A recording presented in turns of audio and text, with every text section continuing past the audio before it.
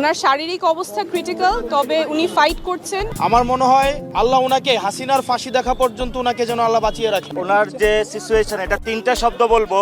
BNP chairperson Begum Khaleda জিয়ার শারীরিক অবস্থার খবর জানতে রাজধানীর এভারকেয়ার হাসপাতালে গিয়েছিলেন জাতীয় নাগরিক পার্টির শীর্ষ নেতারা।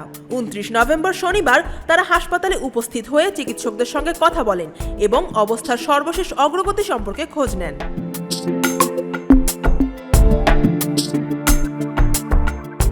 এনসিপির প্রতিনিধি দলে ছিলেন সিনিয়র যুগ্ম সদস্য সচিব ডাক্তার তাসনিম জারা, মুখ্য সমন্বয়ক নাসিরউদ্দিন পাটোয়ারি এবং দক্ষিণাঞ্চলের মুখ্য সংগঠক হাসনাত আব্দুল্লাহ। তারা চিকিৎসকদের কাছ থেকে খালেদা জিয়ার চলমান চিকিৎসার ব্যাপারে বিস্তারিত জানতে চান। সাক্ষাৎ শেষে ডাক্তার তাসনিম জারা বলেন, দলমত সবকিছুর ঊর্ধ্বে উঠেই সবসময় যুদ্ধ করেছেন খালেদা জিয়া। রাজনৈতিক দলমত নির্বিশেষে সবাই ওনার জন্য দোয়া করবেন। তার ভাষ্যে দেশের যে কোনো সংকটে খালেদা জিয়া দৃঢ় অবস্থান নিয়েছেন, তাই সুস্থতার জন্য সবার দোয়া প্রয়োজন।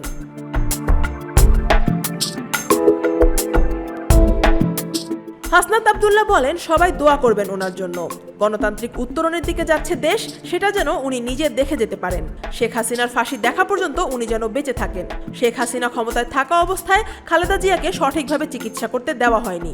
দেশবাসী সহ সবার কাছে ওনার জন্য দোয়া চাই, সবাই ওনার জন্য দোয়া করবেন।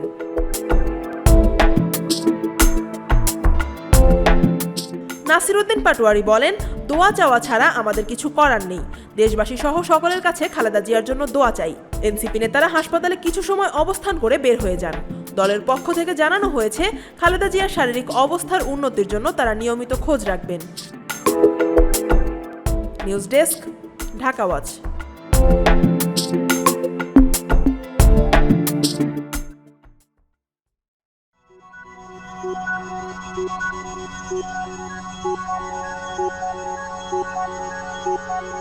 Thank you.